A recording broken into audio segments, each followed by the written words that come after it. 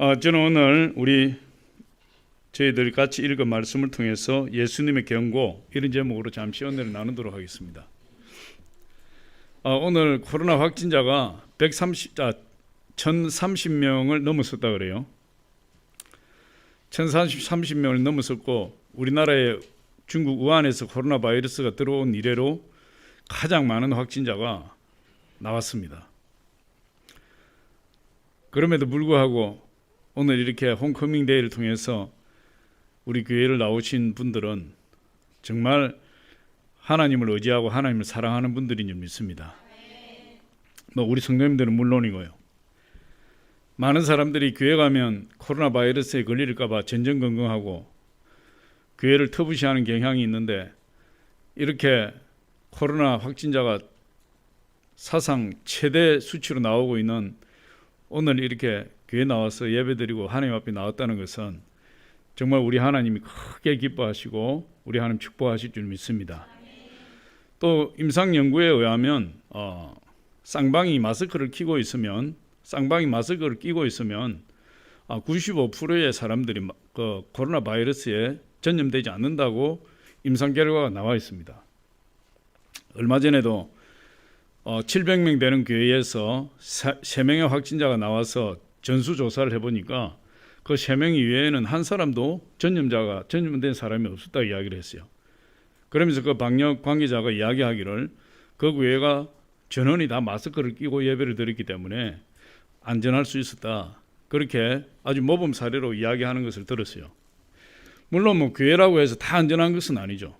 교회도 확진자가 나올 수 있고 식당에서도 나올 수 있고 학교에서도 나올 수 있고, 지금 사회 어느 곳에서 확진자가 나온다 할지라도 이상한 건 전혀 없어요. 그리고 심지어 가족들 간에도 확진자가 나옵니다. 가족 중에 한 사람이 걸리면 여러분 다 가족들이 전염되는 것이죠.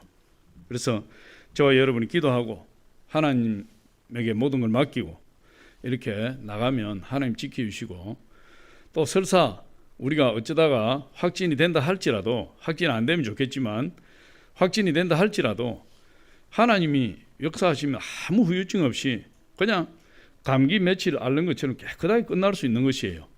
너무 겁먹지 말고. 할렐루야.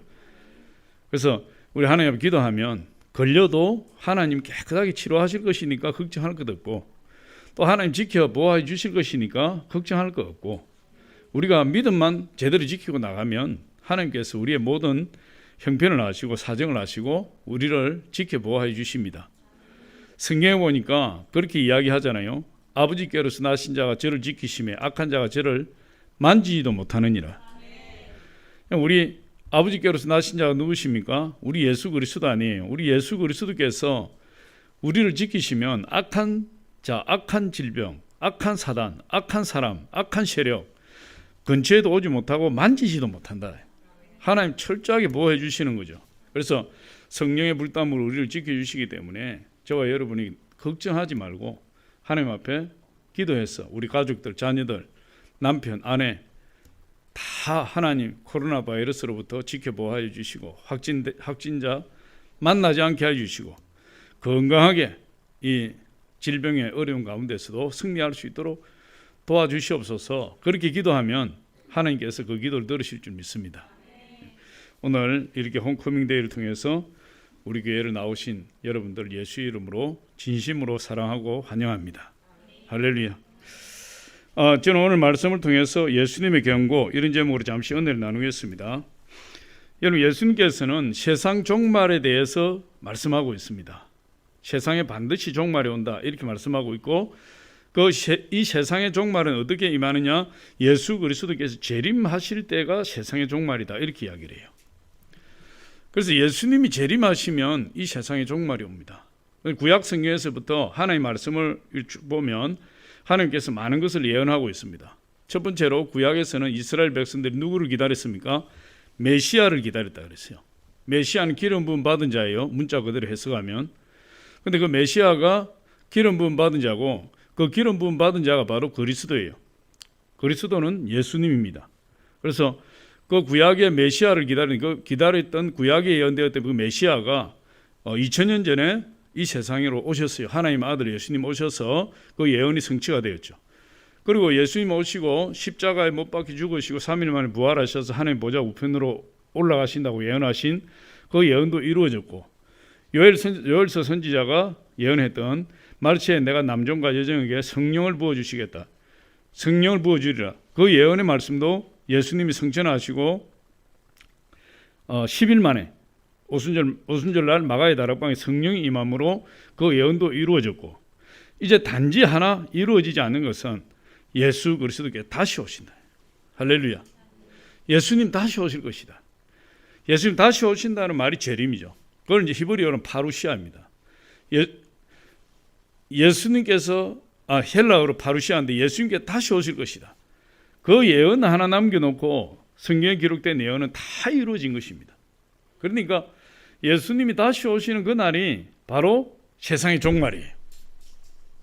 그래서 예수님이 세상의 종말에 대해서 많이 이야기하고 있습니다. 그래서 오늘 말씀을 보니까 무화과 나무의 비유를 배우라 이렇게 이야기하고 있습니다. 우리 28절에 한번 보면 이렇게 말씀합니다. 무화과 나무의 비유를 배우라. 그 가지가 연하여지고 잎사귀를 내면 여름이 가까운 줄 아나니 이와 같이 너희가 이런 일이 일어나는 것을 보거든 인자가 가까이 곧 문 앞에 이른 줄 알라. 인자는 예수 그리스도예요. 죄송합니다. 제가 마스크를 좀 벗고 하겠습니다. 저와 여러분 거리가 많이 떨어져서 괜찮아요. 무화과 나무의 비유를 배우라 이렇게 이야기합니다. 무화과 나무의 비유를 배우라. 그러면서 무화과 나무가 가지가 연해지고 잎사귀를 내면 여름이 가까이 오는 줄을 알아라. 그러면서 이 무화과 나무에서 일어나는 이 여름이 가까이 오게 되는 것을 보거든 인자 예수 그리스도께서 곧 문 앞에 이른 줄을 알아라. 다시 말해 예수 그리스도의 재림이 임박했다 이 말이죠. 그래서 여기서 무화과 나무의 비유를 배우라 이 말씀을 하고 있는데, 이 무화과 나무의 비유라는 것은 무화과 나무의 존재에 대해서 이야기하는 것은 아니에요. 무화과 나무가 가을에 낙엽해지고 봄이 되면 가지에 물이 올라서 연하여지고 그 가지에서 잎을 내게 됩니다. 그럼 잎을 내면 이스라엘은 봄이 짧기 때문에 곧 잎이 나자마자 곧 여름이 다가온다 이 말이에요. 그것처럼 계절이 시간이 되면 계절이 반드시 변화되는 것처럼 시간이 지나서 그 무화과 나무가 잎을 내는 것처럼 성경에 기록되어 있는 징조들이 우리 삶 가운데 나타나는 것을 보거든 예수 그리스도께서 곧 임하실 날이 임박했다는 것을 알아라 이 말이에요. 그 이야기를 하는 것입니다. 근데 그 무화과 나무에 너무 집착할 필요가 없는 것이죠. 무화과 나무의 그 변화, 계절의 변화를 따라서 마찬가지로 우리 신앙의 어떤 하나님 말씀의 계시가 임하는 것을 볼 때에 바로 예수 그리스도께서 임하실 날이 임박했다 하는 것을 알아라. 그것을 깨달아라. 그것을 인식하고 있으라. 이런 말이에요. 대비하라는 거죠. 그래서 이 세상의 종말은 반드시 임하게 된다는 것이에요. 그래서 이 세상의 종말, 다시 말해 예수 그리스도의 재림이 반드시 임하는 것인데 사람들이 거기에 대해서 잘 인식 못하는 거예요. 아니 예수님이 계신지 안 계신지도 모르겠고 하나님이 계신지 안 계신지도 모르겠고 천국과 지옥이 있는 것도 모르겠고 내 믿음의 상태, 신앙의 상태가 이 정도인데 예수 그리스도께서 존재하시는지 안 하시는지도 내가 확신이 없는데 예수님이 재림을 하신다? 믿을 수 없다. 그래서 믿지 못하는 사람들이 많아요. 이 세상에. 심지어 예수를 믿고 교회를 다니는 사람들조차도 예수 그리스도의 재림이 진짜 있으려나? 이렇게 생각하는 사람이 많겠죠. 그래서 예수님께서 이 세상의 종말, 다시 말해서 예수 그리스도의 재림에 대해서 말씀하시지만 또 한 가지 우리에게 말씀하시는 것이 있어요. 그러면 너희가 세상의 종말, 다시 말해서 예수 그리스도의 재림을 믿지 못하느냐? 그렇다면 개인의 종말은 믿어야 된다. 개인의 종말. 그럼 예수님이 재림하시는 건 세상의 종말이지만 우리 개인의 생명이 끝나는 것은 개인의 종말이에요. 예수님의 재림은 예수님이 우리에게 오시는 것이고 개인의 종말은 우리가 이 세상을 떠나서 육신의 장막을 벗어버려서 우리가 예수님께로 가는 것이에요. 예수님이 오는 것이나 우리가 예수님께 가는 것이나 종말은 종말이에요. 이 세상에서 종말이에요. 할렐루야. 저와 여러분 반드시 종말이 있는 것이죠. 예수님의 종말이 믿어지지 않는다 할지라도 내 개인의 종말조차도 믿지 않는다는 것은 문제가 있는 거예요. 사람은 반드시 죽게 되니까. 할렐루야. 그래서 저와 여러분이 언제나 누구를 기다리는 자입니까? 우리는 주님을 기다리는 자예요. 지금 대강절을 지나고 있잖아요. 12월 25일 크리스마스 그 4주 전부터 이제 대강절이어서 우리 기도하면서 예수 그리스도 초림을 기다리는 것인데, 지금 우리는 예수 그리스도 초림을 기다리는 것이 아니라 예수 그리스도 재림을 기다리는 대강절을 지나고 있는 것이에요. 그래서 저와 여러분은 항상 어떤 마음을 가져야 되느냐? 이제나 저제나 주님 만날까? 설렘과 기대하는 마음으로 예수 그리스도를 바라보고 깨어서 신앙생활을 해야 된다. 그렇게 말씀하고 있어요. 그래서 오늘 말씀을 통해서 깨어 있으라는 주님의 말씀을 한번 살펴보기를 원합니다. 첫 번째로 오늘 말씀하시는 예수님께서 이런 말씀을 주시는 거예요. 예수님의 재림의 징조가 있다. 예수님의 재림의 징조. 예수님이 파루시아, 다시 재림이라고 그랬죠. 예수님 재림하시면 세상이 끝나는 것인데, 그 예수님 재림이 있기 전에는 징조가 있다는 거예요. 징조. 그 징조를 오늘 그 마가복음 13장, 마태복음 24장, 누가복음 21장에서 그 예수 그리스도 재림이 임박했다는 징조가 있어요. 그 징조에 대해서 말씀하시고 있는 거예요. 그래서 무화과 나무의 비유를 배우라 말씀하시면서 무화과 나무에 물이 오르고 가지에 잎이 나게 되면 바로 여름이 오듯이 예수 그리스도께서 마태복음 13장과 마가복음 13장, 마태복음 24장, 누가복음 21장에 보여주고 있는 그런 징조들을 보면 이제 곧 예수 그리스도께서 재림하시겠구나 하는 것을 알아라. 할렐루야. 그래서 거기에 대해서 우리가 몇 가지 알아보려고 합니다. 첫 번째로 보니까 그 징조 중에 하나가 뭐냐? 거짓 그리스도들이 등장한다. 거짓 그리스도들의 출현이에요. 그리스도는 예수님이잖아요. 예수님 직분이죠. 예수 그리스도 이렇게 이야기하니까. 그러니까 예수님을 빙자한 자들이 마지막 때가 되면 많이 나타난다는 거예요. 마가복음 13장 5절로 6절 우리 같이 한번 읽어보겠습니다. 마가복음 13장 5절로 6절 시작. 예수께서 이르시되 너희가 사람의 미혹을 받지 않도록 주의하라. 많은 사람이 내 이름으로 와서 이르되 내가 그라하여 많은 사람을 미혹하리라. 내가 많은 사람이 내 이름으로 예수 그리스도의 이름으로 와서 내가 예수 그리스도라 하여 많은 사람을 미혹하리라 이런 뜻이에요. 마태복음과 누가복음은 내가 그라하여 내가 그리스도라 하여 이렇게 이야기하고 있습니다. 그러니까 이 악한 거짓 그리스도가 나타나서 내가 그리스도다, 내가 예수다, 내가 보혜사 성령이다, 내가 하나님이다 이렇게 이야기를 한다. 그런 사람들이 우죽순으로 생겨난다는 것이. 그래서 많은 사람들을 미혹해서 어떻게 하는 거죠? 지옥 백성이 되게 한다. 우리나라만 보더라도 여러분 신천지 이만희도 자신을 누구라고 이야기합니까? 자신을 보혜사 성령이라고 이야기해요. 이만희가 자기를 보혜사 성령, 다시 말해 성령 하나님이라고 이야기하는 것입니다. 그래서 신천지에 14만 4천 명이 차게 되면 그 사람들은 육체의 죽음을 보지 않고 육체가 죽지 않고 이 세상에서 영원히 누리고 살게 된다. 그래서 이만희는 죽지 않는 사람으로 신천지에서 알려져 있어요.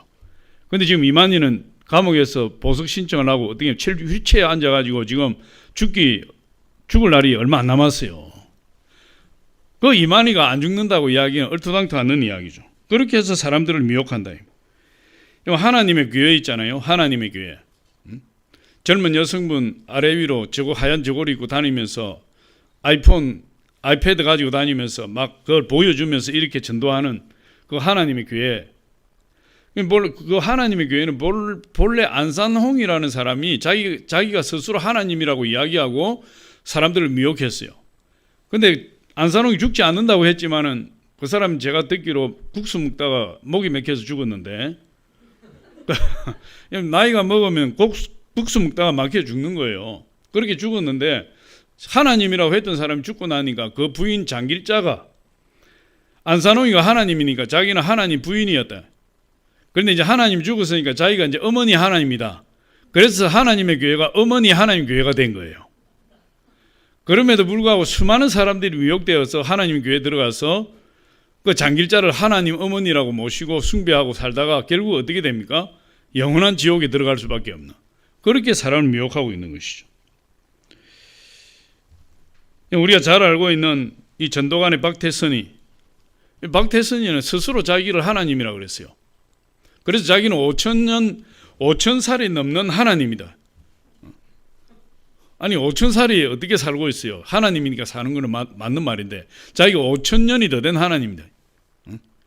그러면서 여러분 마지막에 그 사람 미쳐버렸어요. 자기 부인과 장모님하고 같은 집에 살았는데 자기가 그 사람이 미쳐가지고 막 자기 부인인지 자기 장모인지 구분도 못하고 장모를 겁탈하려고 그러다가 결국 미쳐서 죽었어요.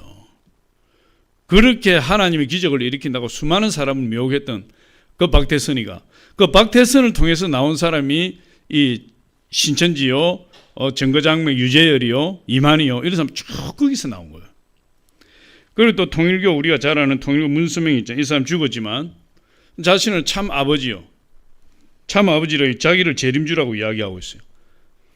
그러면 자기를 통해서 피가름을 하지 않으면, 새로운 피조물이 되지 않으면 거듭날 수 없다. 그래서 다 그 아녀자들을 자기 교리로 속여서 다 피가름을 한다고 때리다 겁탈을 하고, 자기는 영원히 죽지 않는다고 했는데 결국은 몇 년 전에 세상을 떠났잖아요. 그 아들 중에 몇째인가 아들이 그 통일교를 지금 운영하고 있는데, 그 한번 영상을 보니까 가관이에요.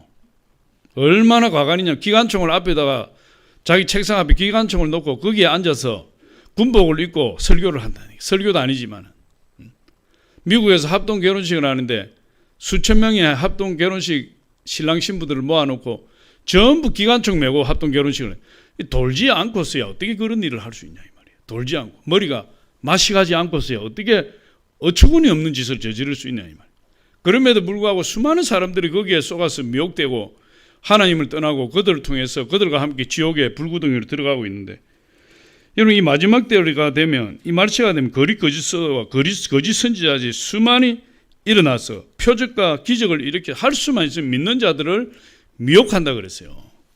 할 수만 있으면 누구를 미혹한다? 믿는 자들을 미혹한다는 것이에요. 우리나라에만 해도 자칭 하나님이 20명이 넘고 자칭 예수님이 50명이 넘는다 그래요. 그들이 다 뭘 하는 거죠? 사람들을 미혹해서 할 수만 있으면 믿는 사람들 다 미혹하는 거예요. 마태복음 24장 23절로 24절 우리 같이 한번 읽어보겠습니다. 시작. 그때에 사람이 너희에게 말하되 보라 그리스도가 여기 있다 혹은 저기 있다 해도 믿지 말라.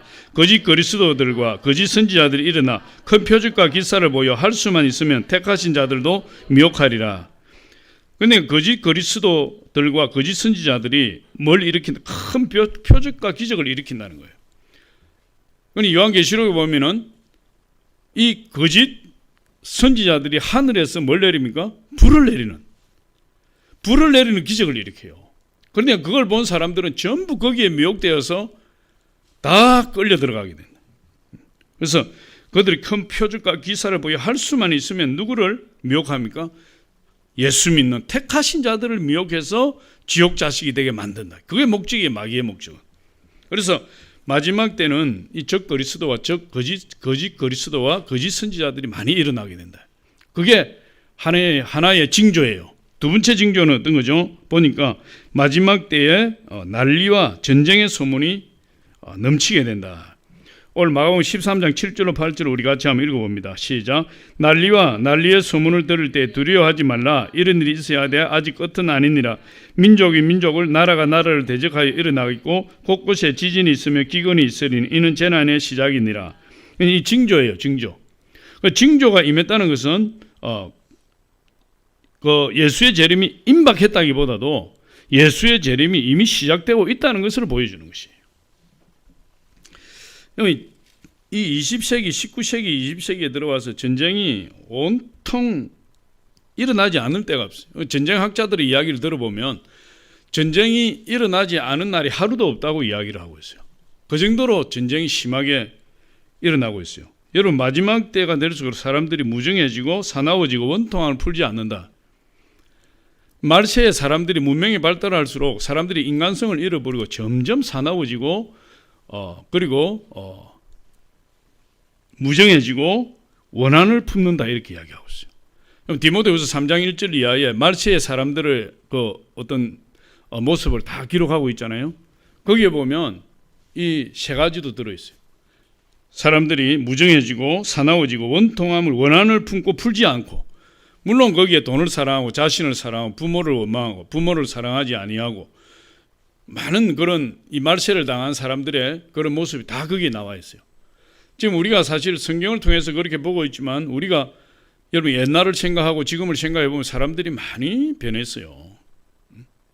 예전에 우리 부족사회, 시족사회처럼 이렇게 마을에 모여서 이렇게 살아갈 때는 어른을 존경하고 또 아이들을 사랑하고 네 집 내 집 할 것 없이 이웃을 돌보고 이런 정이 너무나 많았었는데, 지금은 뭐 층간소음 때문에 살인도 일어나고 이게 얼마나 무정해지고 사람들이 사나워지고 원한을 많이 품는지 몰라요. 똑같이 되고 있는 것이죠. 상대방을 어떻게 해서든지 힘으로 제압하려고 하고, 그것이 해소되지 않으면 그냥 싸우는 것이에요. 막 싸우고 국가와 국가 간의 전쟁을 일으킨다. 그리고 20세기에 들어와서 우리가 살펴보도록 1차, 2차 세계대전 수백만의 사람들이 전쟁을 통해서 수천만의 사람들이 죽어요. 거기에다가 끝나고 나니 베트남 전쟁, 한국 전쟁, 이스라엘과 아랍의 전쟁, 코소보 전쟁, 이란 이라크 전쟁, 미국과 이라크 전쟁, 또 아프리카의 민족적인 내전들, 그 내전을 통해서 수많은 사람들이 죽어요. 이게 다 말세에 일어나는 징조예요. 말세가 가까이 왔다는 징조를 보여주는 거예요. 성경이 이야기하고 있는 것이. 여러분 지금도 세계 곳곳에 전쟁의 기운이 감돌고 있잖아요. 우리 한반도는 뭐 말할 것도 없고요. 우리나라는 이 지금 세계가 주목하는 군사 대국으로 가고 있다 그래요. 그런데 우리나라는 왜 그렇습니까? 러시아와 중국과 일본과 북한 세계 강대국들이 우리를 둘러싸고 있고, 우리는 생존할 길이 군사를 키우는 방법밖에 없어요. 그럼 지금 미국만 허락하면 핵무기라도 빨리 무장하고 싶어 하는 나라가 우리나라예요. 그런데 우리나라 전쟁 전략이 어떤 것이냐면 이런 거라 그래요. 우리는 전쟁을 해서 중국을 이길 수 없고 러시아를 이길 수 없고 열강을 이길 수 없지만, 만약에 우리나라를 침공하는 나라가 있으면 우리나라는 망할지라도 우리나라를 침공하는 그 나라는 재기불능의 상태로 만들어버리겠다. 그게 우리나라 전쟁 전략이라 그래요. 그러니까 군사력을 무지막지하게 키우는 것입니다. 그런데 열강들이 우리나라를, 대한민국을 생각할 때 어떻게, 저 대한민국을 건드렸다가는 우리도 그냥 피를 보는구나. 그래서 함부로 건드리지 못하게 그런 전략을 짜고 군사력을 무지막지하게 키우고 있는 나라가 우리나라라고 이야기하고 있어요. 그런데 예전과 비교하면 지금 뭐 전쟁이 난다는 것은 다 죽는 것이죠. 핵무기가 왔다 갔다 하고 미사일에 핵무기를 실어서 하늘을 날려보내는데 뭐 총칼을 들고 돌격 앞으로 할 시간적인 여유도 없이 끝장나는 것이에요. 그런데 이 마지막 때가 되면 이 난리와 난리, 전쟁의 소문들이 저체에서 들려오게 될 것이다. 그게 마지막 때의 징조 중에 하나라는 것이에요. 그 다음에 지진과 기근이에요. 오늘도 마가복음에도 이야기하고, 마태복음 24장 7절에 우리 같이 한번 읽어보겠습니다. 시작. 민족이 민족을, 나라가 나라를 대적하여 일어나고 곳곳에 기근과 지진이 있으리니, 곳곳에 지진과 기근이 일어나고 있다. 그게 바로 마지막 때의 징조 중에 하나라는 것이에요. 그리고 누가복음에 보니까 곳곳이 기근과 지진 이외에 또 한 가지 더 이야기하고 있어요. 전염병을 이야기하고 있어요. 여러분 누가복음 21장 11절 같이 한번 읽어보겠습니다. 시작. 곳곳에 큰 지진과 기근과 전염병이 있겠고 또 무서운 일과 하늘로부터 큰 징조들이 있으리라. 이 전염병까지 포함하고 있어요. 그러니까 여러분 지금 전염병이 얼마나 많이 창궐합니까? 지진과 기근이 있고. 이 지구촌이 지금 이 기상이변으로 말미암아 지구촌 반대편에서는 가뭄이 들어서 농작물이 다 타죽고 있고 땅이 쩍쩍 갈라져서 물 한 방울 없고, 그 지구 반대편에 보면은 홍수가 나서 그냥 홍수 때문에 사람들이 다 죽어나가고 있고, 또 어떤 한 지역은 폭염이 내리쬐어서 사람들이 막 더위 때문에 죽어나가고, 어떤 곳은 반대쪽은 한파가 몰아닥쳐서 영하 40도 50도까지 내려가고, 이런 일들이 기상이변이 지금 이 지구촌에는 아주 허다하게 일어나기 때문에 이런 것들이 이제 뉴스거리도 되지 않아요. 사실은 심각한 문제임에도 불구하고 뉴스거리도 되지 않을 정도로 흔한 것이 기상이변이에요. 2004년도 인도네시아 수마트라 섬 서쪽 끝에 위치한 아체주에서 발생한 진도 9.1의 거대한 쓰나미를 여러분 기억하십니까? 그 쓰나미가 진도 9.1의 상태로 일어나게 되는데 그것이 얼마나 강력했던지 동남아시아는 물론 아프리카 해안까지 덮쳤는데 한두 시간 만에 그 쓰나미로 말미암아 23만 명이 죽어버렸대요. 지금은 지진이 한번 났다면 5만 명, 6만 명이 죽는 것은 예사예요. 중국 서찬성의 지진이라든지 이란의 터키의 이스탄불의 지진이라든지 지진이 한번 났다 하면 5만 명, 6만 명, IT에 20만 명 이 죽는 것이 그냥 예사예요. 그게 하나의 말세의 징조예요. 그런 징조를 보여주고 있다. 2011년도에 일본에서 발생한 후쿠시마 쓰나미 때는 원자력 발전소 2기가 폭발했고 그 쓰나미와 원자력 발전소로 말미암아 죽은 인원이 약 2만 명이 넘는다 그래요. 전염병도 마지막 때 징조라고 누가복음 21장 11절 말씀하잖아요. 에이즈, 사스, 에볼라, 코로나19 바이러스에 이르기까지 이 전염병들이 마지막 때 창궐하게 되어 있어요. 그게 성경에서 예언하고 있는 내용이죠. 작년 12월 중국 우한에서 시작된 코로나 바이러스 19가 지금 1년이 딱 되었잖아요. 물론 우리나라에는 1월, 2월 달에 들어왔지만 중국 우한에서 12월 달에 시작이 되었어요. 1년이 지났음에도 코로나19 바이러스가 조금도 위축되지 아니하고 더 맹렬하게 확산되고 있어요. 12월까지 집계한 11월 말까지 집계한 내용을 보니까 코로나19 바이러스로 말미암아 사망한 사람이 전 세계에서 150만 명이 넘었어요. 그런데 이 마지막 때에 여러분 이 지구촌의 이름도 생소한 바이러스 전염병들이 앞으로도 많이 나타나게 될 거예요. 그게 마지막 때 징조로서 성경에 기록되어 있기 때문에 그런 것이죠. 그 다음에 마지막 때 징조로 오늘 말씀하고 있는 건 예수님 때문에 핍박이 일어나게 된다. 믿는 자들은 예수님 때문에 핍박을 많이 받게 되는 것도 하나의 마지막 때의 징조예요. 마태복음 24장 9절에 한번 보겠습니다. 24장 9절 시작. 그때에 사람들이 너희를 환난에 넘겨주겠으며 너희를 죽이리니 너희가 내 이름 때문에 모든 민족에게 미움을 받으리라. 나 때문에 예수 그리스도 때문에 모든 사람에게 미움을 받게 될 것이다. 사람들이 너희를 환난에 넘겨주겠고 다시 말해서 예수 믿는 사람들이 환난에 넘겨주겠고 또 심지어 죽이기까지 할 것이다. 성경에 보니까 의를 위하여 핍박을 받는 자는 복이 있나니 이랬어요. 의를 위해서 핍박을 받는다는 것은 예수 그리스도 때문에 고난을 당하는 걸 이야기하는 거예요. 예수 그리스도 때문에 고난 당하는 사람은 복이 있다 이렇게 이야기하는 것이. 예수 믿는 것 때문에 세상 사람들로부터 조롱을 많이 당해요. 목사라는 직책 때문에 세상 사람들로부터 이유도 없이 손가락질 당하고 욕을 많이 먹어요. 먹사라 그래. 먹사. 먹을 거 하나 주지 않고 먹사라 그래. 짜장면 한 그릇 사주고 그러면 내가 말도 안 하겠는데. 누가 짜장면 한 그릇 사줍니까? 예수 믿는 것 때문에 세상 사람들로부터 조롱당하고 핍박을 당한다. 지금 그렇지 않습니까? 코로나 사태가 터지고 나니까 그 이전에도 물론 그랬지만 세상 사람들은 교회를 꼭 코로나 지난지처럼 코로나 진앙지처럼 그렇게 손가락질하고 비난하고 교회에서 예배만 드렸다 하면 온 세상이 그냥 그 교회를 주목하고 여러분 그러지 않습니까? 그런데 교회 다니는 사람이 교회 나간다고 벌레 보듯이 하는 경향이 막 공산주의나 세속정부나 이런 곳에서는 교회나 기독교인들이 눈에 가시예요. 왜냐하면 기독교인들은 불의에 동참하지 않기 때문에 그래요.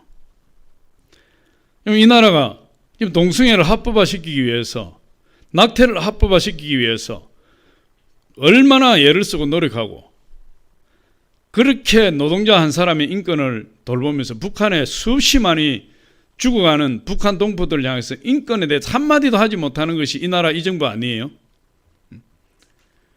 우리가 진정한 기독교인이라면 그런데 어떻게 찬성할 수 있겠습니까? 차별금지법을 통해서 동성애를 합법화시키는 거 어떻게 우리가 찬성할 수 있겠어요? 여러분 사람의 생명을 끊는 그 낙태에 대해서 어떻게 우리가 찬성을 할 수 있겠습니까? 북한의 인권에 침묵하고 있는 이 정부의 정책에 어떻게 우리가 동의할 수 있겠습니까? 우리 크리스찬은 기본적으로 성경 말씀을 따라서 예수 그리스도의 가르침을 따르기 때문에 아무리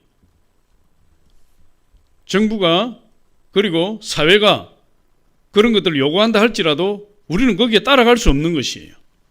그렇기 때문에 기독교회가 이 세속 정부에 있어서는 눈에 가시와 같은 존재예요. 교회만 없으면 마음껏 정책을 펼치고 교회만 없으면 마음껏 불법을 저지르겠는데 이 교회가 고분고분하지 않거든요. 왜 그렇습니까? 우리는 그런 부분에 적극적으로 반대할 수밖에 없는 것이 성경에서 그런 걸 반대하고 있기 때문에 그렇습니다. 할렐루야. 우리 하나님이 동성애를 인정하지 않기 때문에 우리 동성애 인정할 수 없는 것이고 하나님이 생명을 귀하게 여기시기 온 천하보다 한 생명이 더 귀하다고 말씀하셨기 때문에 우리는 낙태를 찬성할 수 없는 것이고 한 사람의 억울한 일, 불의한 일을 당하는 것을 예수님이 두고 보지 않기 때문에 우리 북한의 인권 문제에 대해서 우리 침묵할 수 없는 것이에요. 그렇기 때문에 불의에 동참하지 않기 때문에 크리스찬들이 이 세상에서 핍박을 당하고 박해를 당하는 것 너무나 당연한 것이에요. 그런데 예수님께서 그걸 미리 아시고 미리 우리에게 당부하신 말씀이 있어요. 너희가 세상에서 핍박을 당하고 환난을 당하는 것은 세상이 너희를 미워해서 그런 것이 아니라 세상이 나를 미워해서 그런 것이니라. 내가 세상에 속하지 아니하였으므로 너희도 세상에 속하지 아니하였고 너희가 세상의 것이 아니므로 세상이 너희를 미워하느니라. 너희는 세상에 속한 것이 아니라 나에게 속한 것이라 이렇게 말씀하고 있어요. 우리는 세상에 속한 자가 아니라 예수님께 속했기 때문에 우리 세상의 소유가 아니기 때문에 세상이 당연히 우리를 미워한다는 것이에요. 그건 예수님이 말씀하신 거죠. 여러분 요한복음 5장 15장 18절로 19절 말씀 우리 같이 한번 읽어봅니다. 시작. 세상이 너희를 미워하면 요한복음 말씀이 잘못됐나요? 요한복음 15장 찾아보세요.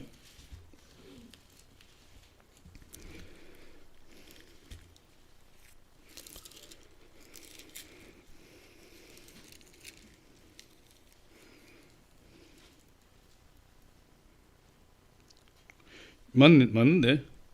요한복음 15장 18절로 19절 우리 같이 한번 읽어봅니다. 시작. 세상이 너희를 미워하면 너희보다 먼저 나를 미워한 줄을 알라. 너희가 세상에 속하였으면 세상이 자기의 것을 사랑할 것이나 너희는 세상에 속한 자가 아니요 도리어 내가 너희를 세상에서 택하였기 때문에 세상이 너희를 미워하느니라. 예수님이 미리 이것을 아시고 우리에게 말씀해 주신 것이에요. 우리 세상에 속한 자가 아니고 예수님이 속했어요. 그래서 세상은 우리를 자기 것이 아니기 때문에 세상이 우리를 미워한다. 우리는 예수님의 소유이기 때문에 예수님이 속하였기 때문에 세상이 우리를 미워하는 것은 너무나 당연한 것이다. 할렐루야. 그런데 그 정도가 심해질수록 어떻다는 거죠? 예수 그리스도의 재림이 가까웠다. 임박했다. 여러분 그렇게 말씀하는 것이에요. 그 다음에 마지막 종말의 징조 중에 하나가 복음이 온 세상에 전파될 것이다. 이렇게 말씀하고 있어요. 여러분 마가복음 13장 10절 우리 같이 한번 읽어보겠습니다. 시작. 또 복음이 먼저 만국에 전파되어야 할 것이니라. 복음이 만국에 전파되어 있다. 다시 말해서 예수 그리스도를 이 세상에서 모르는 사람이 없어야 된다. 모든 민족의 복음이 전파돼 거제서야 끝이 오리라 이렇게 말씀하셨거든요. 그러니까 이 마귀가 뭘 싫어하는 거죠? 복음 전파를 그렇게 싫어하는 거예요. 전도하는 것을 그렇게 싫어해요. 세상은 전도하는 것을 너무너무 싫어해요. 근데 왜 마귀가 그렇게 복음을 방해하느냐, 복음 전도를 방해하느냐? 복음이 온 천하에 전파되면 예수님의 재림이 곧 임할 것이다 이렇게 이야기하잖아요. 근데 예수님의 재림이 임하면 세상이 끝날이거든요. 세상이 끝날은 마귀와 그 쫄개들인 귀신들이 무적경에 들어가는 물과 유황으로 타는 못에 들어가는 운명의 날이에요. 할렐루야. 그래서 어떻게 하든지 복음 전파를 늦춰야 마귀와 귀신들의 생명이 연장이 되는 것이에요. 우리 열심으로 복음을 전해서 지금도 여러분 온 세상에 복음 전파가 되고 있어요. 이루어지고 있어요. 지금은 17세기, 18세기와 비교할 수 없을 정도로 복음 전파가 빠른 것이죠. 왜 그렇습니까? 전파 미디어가 발달해 버렸거든요. 그럼 17세기, 18세기에는 전부 배를 타고 발로 밟아서 내륙전도, 해안전도를 했어요. 그런데 직접 가지 않으면 할 수가 없었어요. 지금 여러분 우리 극동방송은 저 중국 오지까지 다 들어갑니다. 한 달에 얼마씩만 내면 그 전파 선교사가 되어서 전파가 다 들어가요. 비교할 수 없을 정도로 지금 복음 전파의 속도가 빨라지고 있는 것이죠. 그런데 제일 그것을 무서워하고 싫어하는 존재가 마귀예요. 그래서 세상은 복음 전도하는 것을 그렇게 싫어하는 것입니다. 종교는 자유인데 왜 종교를 강요하느냐 이렇게 이야기를 해요. 이 마귀와 귀신들은 불과 유황으로 타는 못에 들어가게끔 운명이 되어져 있는 존재예요. 그래서 마태복음 25장에 보면 지옥은 하나님 본래 우리 사람을 집어넣을 형별의 장소로 만든 것이 아니라 이 마귀와 그 수하들을 벌하는 곳으로 지옥을 만든 거예요. 그런데 예수를 믿지 않는 사람이 왜 지옥에 갑니까? 우리 사람은 하나님의 자녀가 되든지 마귀의 종이 되든지 선택지가 두 곳밖에 없어요. 하나님의 자녀가 되지 않으면 마귀의 자식이 되어서 압이 마귀가 들어가는 그 불과 유황몽으로 타는 못에 들어갈 수밖에 없도록 운명되어진 거예요. 그래서 예수를 믿지 않으면 지옥 가는 것이에요. 우리 마태복음 25장 41절 한번 봅니다. 시작. 또 왼편에 있는 자들에게 이르시되 저주를 받은 자들아 나를 떠나 마귀와 그 사자들을 위하여 예비된 영원한 불에 들어가라. 왼편에 있는 자들에게 이르시되, 이 왼편에 있는 자들은 염소예요. 양과 염소, 오른편에 양, 왼편에 염소, 오른편에 예수 믿는 자, 왼편에 믿지 않는 자. 믿지 않는 자들이 왜 지옥에 들어갑니까? 불과 유황을 타는 못에 들어가는 거죠. 본래 마귀와 그 사자들을 위해서 예비한 그곳에 들어갈 수밖에 없는 것은 하나님을 믿지 않고 하나님 자녀가 되기를 거부했기 때문에 자동적으로 마귀의 자녀가 되어서 압이 마귀가 가는 곳에 들어갈 수밖에 없는 것이. 그렇게 이야기해요. 그러니까 이 귀신들은요, 성경에 보면 예수님이 저 멀리서 나타나기만 하면 예수님이 하나님의 아들인 것을 알아봐 버린다니까. 어떻게 보면 귀신들의 믿음은 큰 거예요. 귀신의 믿음만큼도 믿음이 없는 크리스찬들이 많아요. 하나님이 살아계신가? 예수님이 정말 살아계신가? 그러나 의심을 갖는 크리스찬들이 있어요. 그러나 귀신은 예수님을 보자마자, 보지 않고도 예수님이 저 멀리서 온다는 느낌을 받자마자 쫓아 달려나가서 그 앞에 무릎 꿇고 머리를 숙이고 절을 하면서 하나님의 아들 예수여 하고 고백하는 거예요. 귀신들은 영물이기 때문에 아는 것입니다. 할렐루야. 우리 사람만 몰라요. 사람만. 제가 신학교 다닐 때 예수님이 믿어졌다가 하나님이 믿어졌다가 예수님이 믿어졌다가 안 믿어졌다가 믿어졌다가 안 믿어졌다가 내가 앞으로 주의 종이 되어야 될 사람인데, 아니 믿음이 내가 없는데 무슨 주의 종이 되겠습니까? 내가 믿음이 없는데. 기도 열심히 하고 성경 열심히 읽으면 아 하나님 살아계시구나, 예수님 살아계시구나 이런 생각이 막 불같이 타올랐다가 또 한 며칠 지나면 진짜 예수님 계시나? 하나님 진짜 계시나? 여러분 미치지 않겠습니까? 그래서 제가 결심하고 강남금식 기도원에 들어가서 금식하며 기도했어요. 물론 그 전에 제가 성령을 받고 제가 신학교로 갔죠. 믿음이 충만했던 사람이에요. 그럼에도 불구하고 수시로 하나님의 존재에 대해서 의심이 든다. 금식하면 장기 금식하면서 하나님 앞에 기도했을 때 하나님께서 분명하게 보여주시죠. 하나님 살아계심과 하나님 역사하심과 하나님 지금 어떻게 역사하시는지.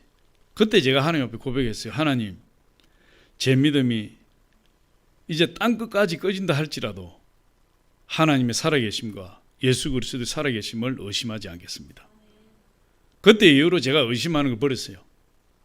의심이 들어오기도 하죠. 그때를 생각하면서 우리 하나님 살아계신, 지금도 역사하시는. 히브리서 11장 6절에 뭐라고 말씀합니까? 하나님께 나아가는 자는 반드시 그가 계신 것과 또한 그가 자기를 찾는 자들에게 상 주시는 이심을 믿어야 할지니. 우리가 하나님께 나아가는 자, 하나님 반드시 살아계시는 거예요. 그럼 창세기를 읽으면 하나님 살아계시는 거예요. 아무것도 없는 무에서 온 우주 만물을 창조하신 분이 하나님이시. 우리 인간의 기원이 아메바에서 나왔습니까? 박테리아에서 나왔습니까? 원숭이가 우리 인간의 조상입니까? 성경 그렇게 이야기하지 않잖아요. 하나님 창조하셨다. 할렐루야. 이 우주도 하나님 창조하셨어요. 해와 달과 별들도 하나님 창조하셨어요.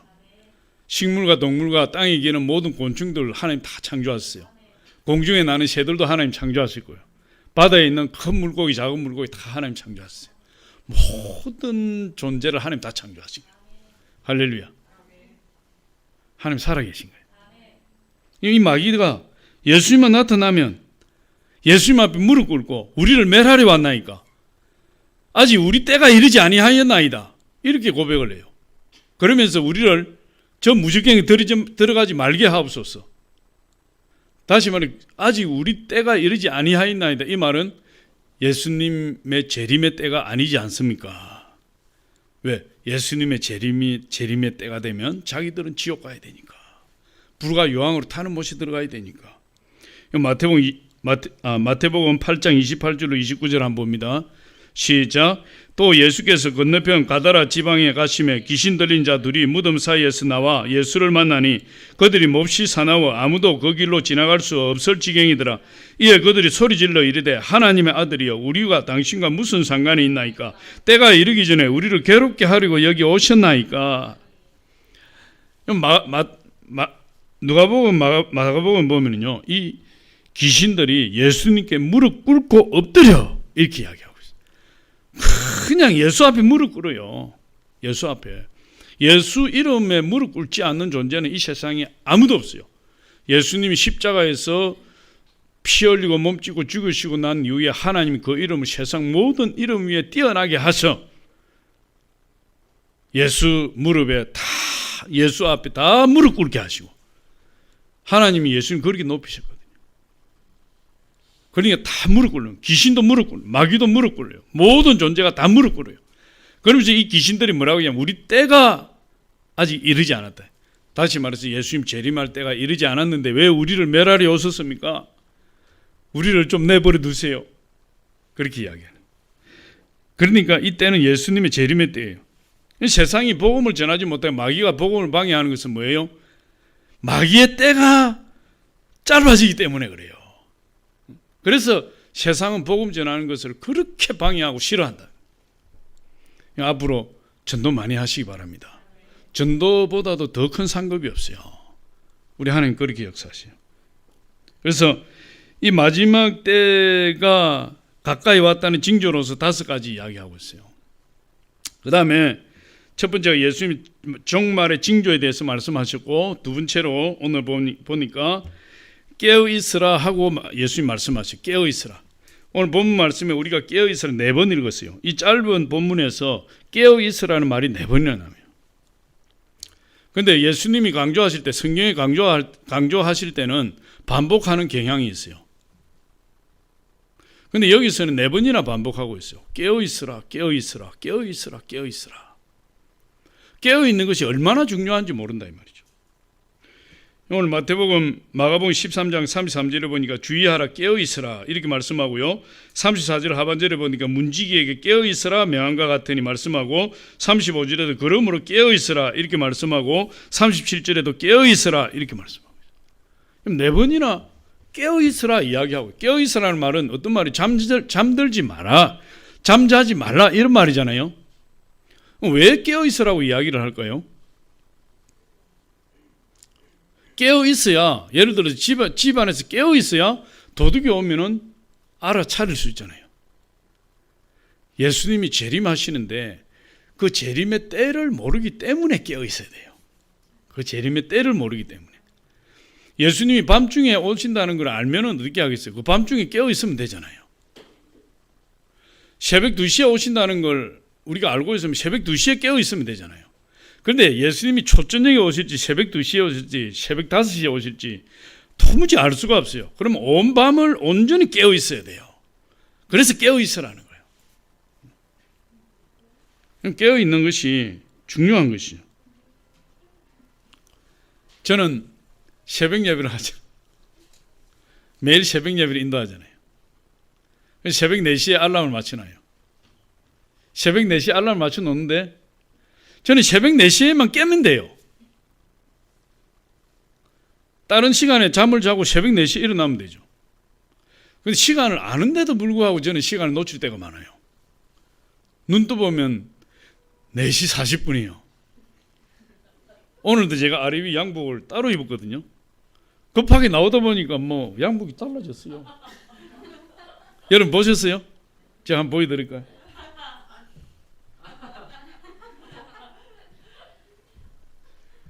막 걸치고 나오니까 엘리베이터 탔는데 아내가 양복을 왜 그렇게 입었어요? 이러더라고.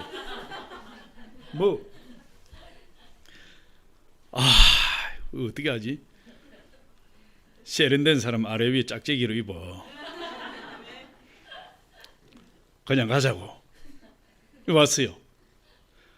새벽 4시에 알람을 맞춰놔도 지나치는 경우가 너무나 많아요.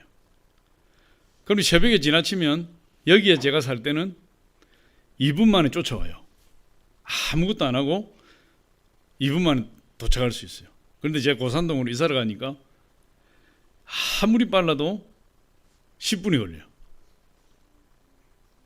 그때는 생명이 단축이 돼요. 마음이 너무 급해가지고 막 신호도 막 이렇게 와야 돼요. 근데 예수님 깨어있으라고 이야기해요.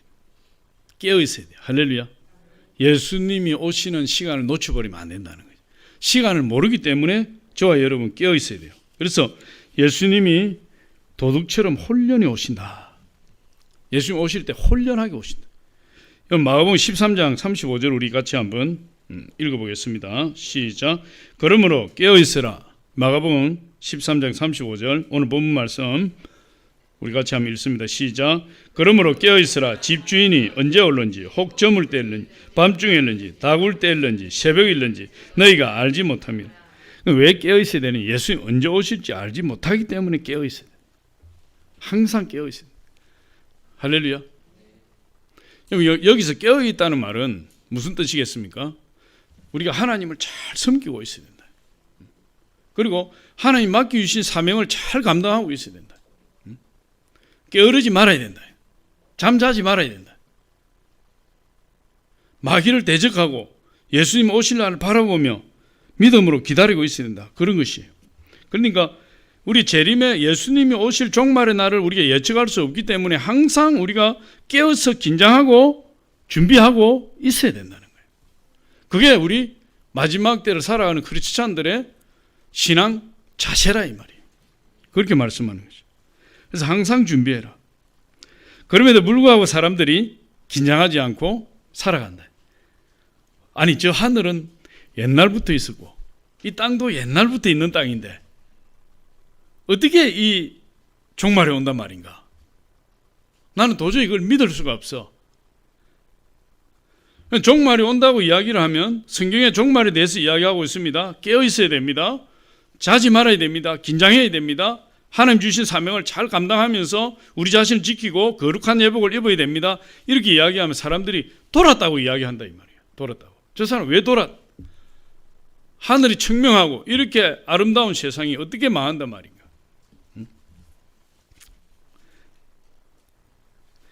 2011년 아까 일본 후쿠시마 쓰나미 제가 잠깐 말씀드렸죠.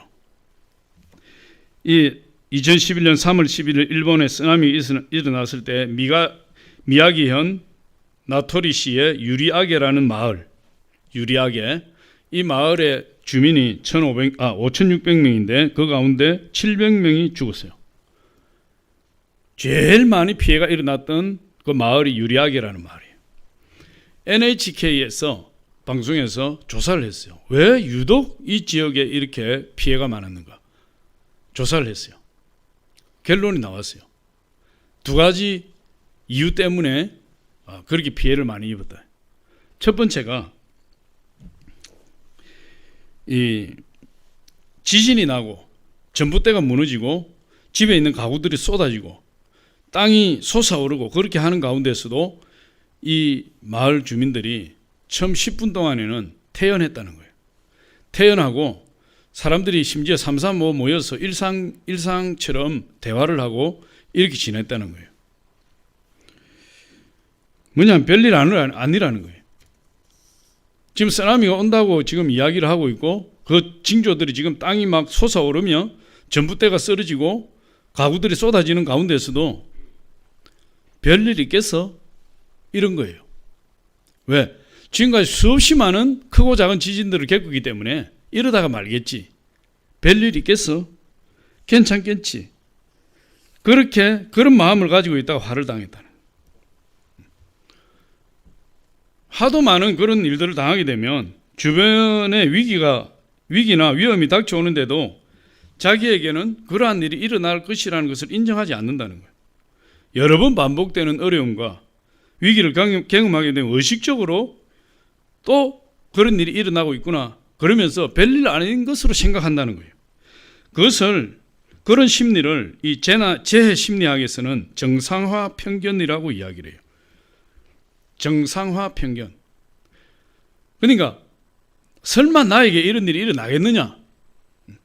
그런 것이에요. 그러니까 일상생활을 하다 보면 여러분 크고 작은 위험들이 쉬지 않고 닥치는데 그 모든 일에 다 신경을 쓰고 일일이 신경을 쓰고 대응하다 보면 이 스트레스 받아가지고 스트레스가 너무 커지기 때문에 이 사람들이 과도한 스트레스를 피하기 위해서 그런 일들을 의도적으로 축소해버린다는 거예요. 설마 그런 일이 일어나겠냐? 이전에도 있었는데.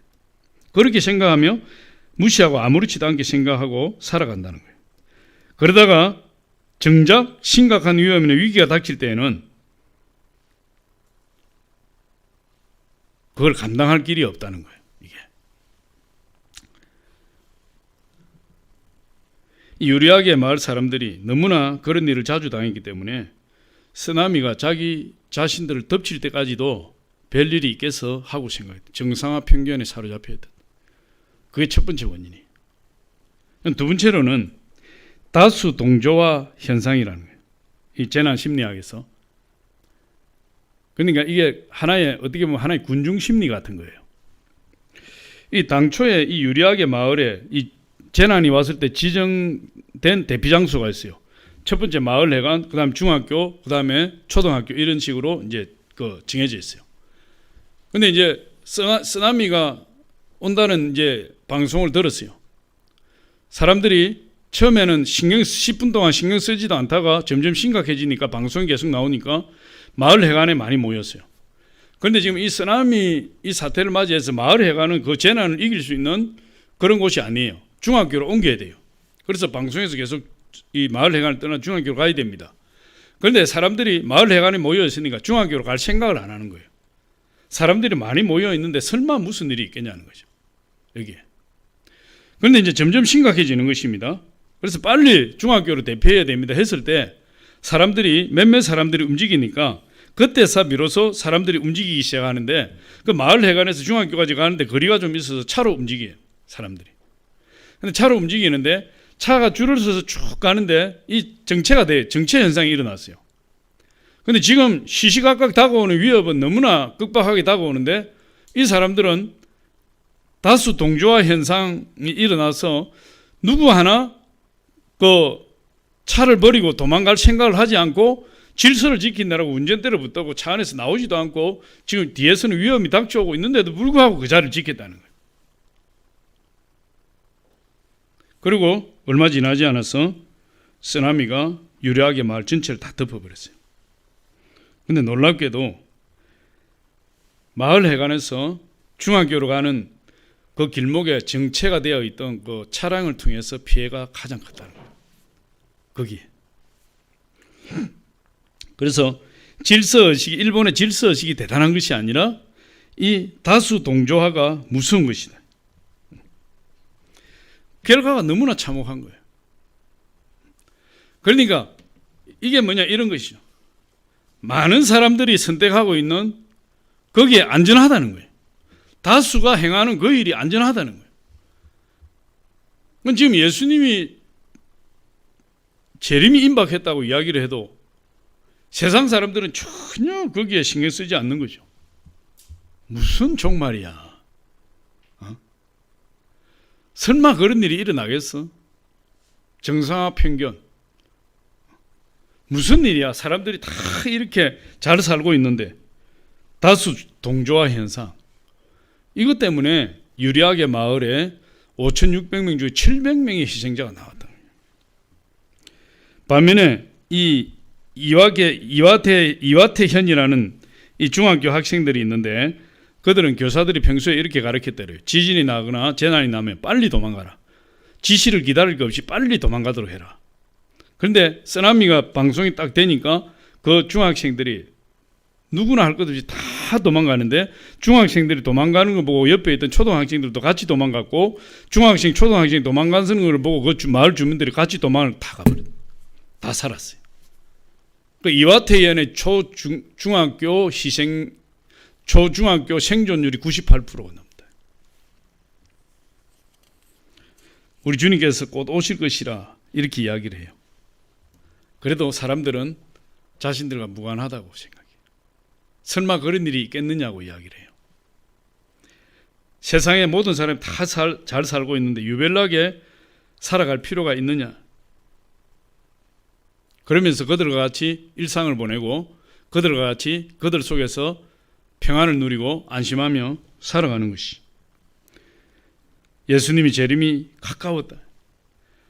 그렇게 이야기를 해도 전혀 관심을 갖지 않는다는 거예요. 개의치 않는다는 거예요. 성경에 보니까 노아 홍수 때도 그랬다는 것이. 노아가 100년 넘게 산 중턱에 방주를 지으면서 세상 사람들에게 하나님이 곧 홍수로 심판하신다고 말씀하셨습니다. 그때 사람들은 노아를 향해서 저 사람 노아는 도란 사람이다. 이 하늘이 가을 하늘처럼 맑고 청명하고 비 한 방울 오지 않고 이렇게 살기 좋은 세상에 저 노아가 어쩌다가 저렇게 되어서 배를 만들려면 강가나 바닷가에 만들어야지 이렇게 산 중턱에 저렇게 배를 만들고 있으면서 실없는 소리를 하는 거야. 노아 가족들이 다 돌아버려서 그런데 성경에 보니까 그들이 먹고 마시고 시집가고 장가가고 있으면서 망하기까지 깨닫지 못했더라. 성경이 그렇게 이야기해요. 마태복음 24장 38절로 39절 우리 같이 한번 읽어봅니다. 시작. 홍수전에 노아가 방주에 들어가던 날까지 사람들이 먹고 마시고 장가들고 시집가고 있으면서 홍수가 나서 그들을 다 멸하기까지 깨닫지 못하였으니 인자의 임함도 이와 같으리라.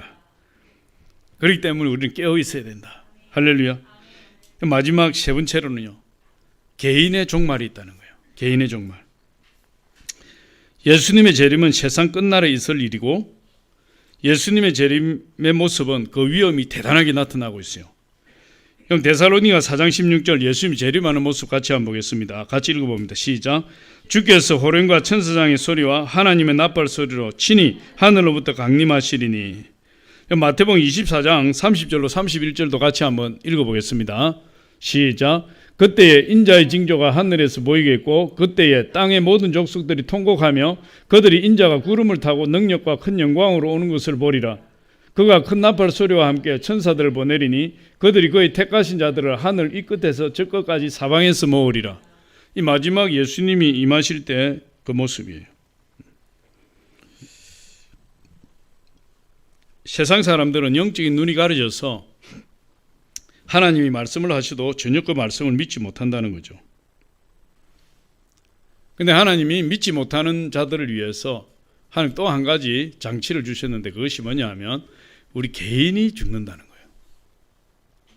그러면 예수님의 재림이나 세상의 종말은 믿지 못한다 할지라도 내가 세상에 한번 태어났으면 내가 죽는다는 사실을 믿지 않는 사람 아무도 없을 것이에요. 반드시 개인의 종말은 온다. 개인의 종말. 할렐루야. 그러니 예수님께서 마지막 재림하셔서 우리에게 오셔서 우리를 알곡을 추수하듯이 천국으로 데리고 가는 것도 종말이고 우리가 이 세상에서 예수님 재림이 임하기 전에 내가 생명이 다해서 내가 죽어서 내가 예수님께로 가서 심판을 받든 상급을 받든 그것도 종말이에요. 그걸 기억해야 된다는 거예요. 그것은. 할렐루야. 성경에 보니까 사람은 누구나 죽는다 했어요. 사람은 한 번 죽는 것은 정한 것이었고 그 후에는 반드시 뭐가 있다는 거죠? 심판이 있다. 히브리서 9장 27절에 우리 같이 한번 읽어보면 시작. 한 번 죽는 것은 사람에게 정해진 것이요 그 후에는 심판이 있으리라. 근데 이 세상에 죽지 않는 사람이 없다. 다 죽어요. 당신도 죽고 나도 죽고 대통령도 죽고 뭐 백성도 죽고 다 죽어요. 근데 문제는 뭡니까? 죽음으로서 모든 것이 끝나는 것이 아니라 죽음 이후에 심판이 있다는 거예요. 이게 심판이. 그게 문제가 되는 것이죠. 그래서 이 심판은 어떤 심판이냐? 예수를 믿는 것과 예수를 믿지 않는 것에 대한 심판이에요. 이게. 우리 죄 때문에 지옥 가잖아요. 죄 문제를 해결하지 못해서 지옥 가는 거 아니에요. 근데 성경에서 그 죄가 뭐냐고 이야기를 하고 있어요. 도대체 죄가 뭐냐? 근데 성경에서 말씀하고 있는 그 지옥 갈 수밖에 없는 그 죄는 예수를 믿지 않는 죄라는 거예요. 예수를 믿지 않는 죄. 그러면 우리 요한복음 16장 9절 한번 읽어보겠습니다. 시작. 죄에 대하여라 하면 그들이 나를 믿지 아니하며.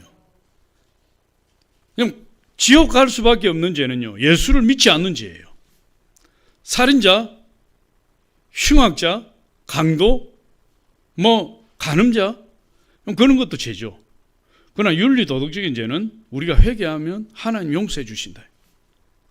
예수 믿지 않는 죄는 회개가 안 되는 것이에요. 예수 믿지 않는 죄는 용서받을 길이 없는 것이에요. 그럼 예수 믿지 않는 죄를 해결하는 것은 이 세상에 살아있는 동안에 회개하고 우리 주님을 믿는 길밖에 없어요. 내가 개인의 종말을 맞이해서 내가 세상을 떠난 다음에는 도저히 안 되는 것. 그게 바로 예수 믿지 않는 죄다.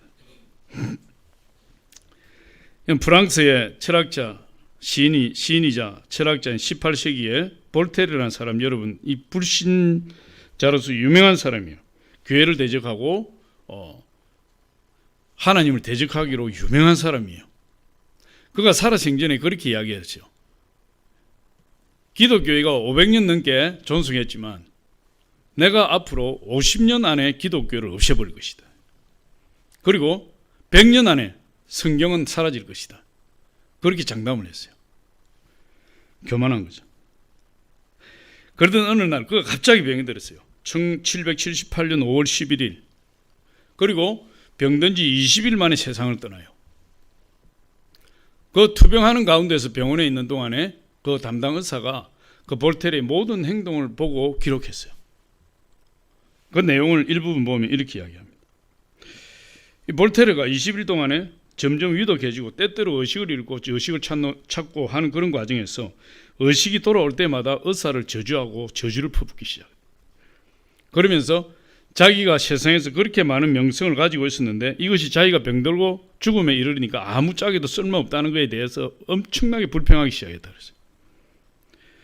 죽음이 가까이 왔을 때 이 볼테르가 막 헛소리를 하기 시작했는데 의사의 표현이에요. 그가 잠시 의식이 돌아오면 극단적인 절망에 빠져서 의사 선생님을 붙들고 이렇게 예언했다 그래요. 의사 선생님, 나를 6개월만 더 살게 해주세요. 그러면 내 재산의 절반을 드리겠습니다. 의사가 볼테르에게 이렇게 했어요. 아니요, 당신은 6주간도 살지 못합니다. 그랬더니 볼테르가 그러면 제발 내가 지옥 가는데 같이 가주세요. 너무나 무섭습니다. 그러면서 의사를 붙들고 흐느끼 울었다는 거예요. 그는 공포에 떨면서 숨을 죽인 소리로 혼자서 중얼거리를 예수 그리스도 계속 그걸 중얼거렸다. 죽어가면서. 이 볼테르가 마지막에 절망감과 타는 목마름을 방에 있는 주전자를 입에 대어서 물을 마시려고 했는데 그때 마침 주전자에 물이 없었고 그는 숨을 거두면서 마지막으로 이렇게 말했어요. 내가 태어나지 않았더라면 나는 지옥에 간다. 그러면서 대변을 쏟아내고 입과 코에서 피가 터져 나오면서 비참하게 최후를 마쳐버렸다. 그 광경을 목격한 의사가 이렇게 이야기했어요. 내가 바라건대 볼테르의 책으로 인해 미혹된 모든 사람들이 볼테르의 죽음을 목격하기 원합니다. 이런 죽음을 보고 견딜 수 있는 것은 불가능합니다. 그렇게 호언장담했던 사람이 50년 안에 기독교회를 다 없애버리고 100년 안에 성경을 없애버리겠다. 그렇게 호언장담했던 그 볼테르가 죽을 때 자기는 지옥을 간다. 내 재산 절반이라도 줄 테니 나의 생명을 조금만 연장시켜달라. 예수 그리스도라고 부르짖으며 그렇게 울고 비참한 상태로 죽었다. 성경은 우리에게 깨어있으라, 예수님 우리에게 깨어있으라 이야기하고 있습니다. 잠자지 말라는 거죠. 예수님이 언제 오실지 모르기 때문에 정신을 차리고 예수님이 오실 때를 기다려야 합니다. 깨어서 거룩한 내복을 입어야 돼요. 우리의 올바른 행실을 거룩한 내복이라고 그랬어요. 우린 예수 그리스도의 신부로 예비된 복된 자들이에요. 예수님이 재림하시면 우리를 구름 속으로 끌어올리고 공중에서 영원토록 예수 그리스도와 함께 천국 백성으로 살아가는 그런 고귀한 존재라고 말씀하고 있어요. 그렇기 때문에 예수님을 영접해야 되고 예수님을 믿어야 되고 예수님을 믿은 사람은 깨어 있어야 되고, 할렐루야. 오늘 마지막에 깨어 있으라 이렇게 말씀해요. 그러면서 깨어 있으라, 이 말은 모든 사람에게 하는 말이니라 그렇게 말씀해요. 우리 마가복음 13장 37절 한번 같이 읽어보겠습니다. 시작. 깨어 있으라, 내가 너희에게 하는 이 말은 모든 사람에게 하는 말이니라 하시니라. 하나님 저와 여러분 사랑하십니다. 끝까지 우리 승리하고 깨어있어 영원한 하나님 백성으로서 이 땅에서 하나님 주신 사명 잘 감당하고 영원한 천국에서 우리 하나님 배우기를 예수 이름으로 축원합니다.